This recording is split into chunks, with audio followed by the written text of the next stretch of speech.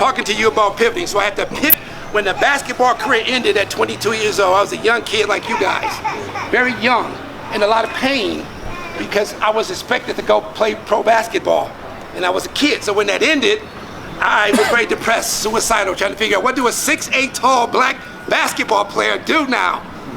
And so I had to now use my brain. So I came back from Germany, from Europe, to the States, and I applied to law school. Because something said, you know, there's another life for you, and it's not about basketball, it's not about sports. So I had to figure out what that was.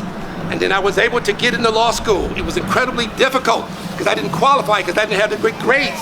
Most law schools said no, you're not qualified. But I kept pressing and pivoting, and eventually I was able to get into law school. It took me 5 years to get a law degree. Normally in the States it takes 3, but I had to go the long route. I had to go to work, and then I had to go to law school at night. I had to go to work, and I had to go to law school at night. So eventually, it took me 5 years, I got the law degree. Then when I finished the law degree, I said, okay, I want to go into the military, be a military lawyer. So I get a lot of training and a lot of experience. The military said, okay, but you're not qualified, so no. Just like law school said no. So the military said no. I said, let me come to you. Let me talk to you. Let me explain to you why my grades are not that good and how I struggled from the neighborhood to law school to get here. So the military said, come on, sit down and talk. So when I sat down and talked with them, I convinced them to give me an opportunity to come into the military, even though they felt I wasn't qualified. So he gave me the opportunity to come in as a military lawyer with the U.S. Air Force. But he said, first you have to pass the bar exam.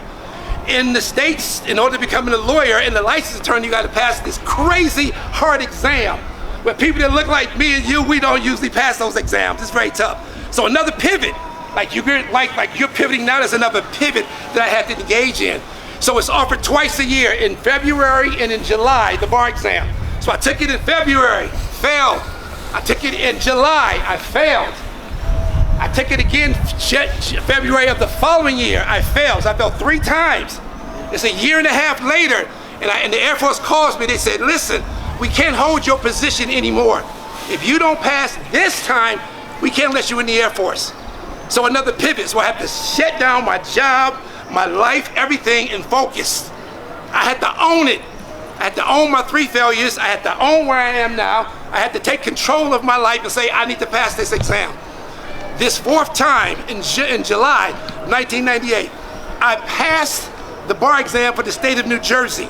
Not only did I pass for the state of New Jersey, I qualified for Washington, D.C., the state of Maryland, and the state of Florida. All 4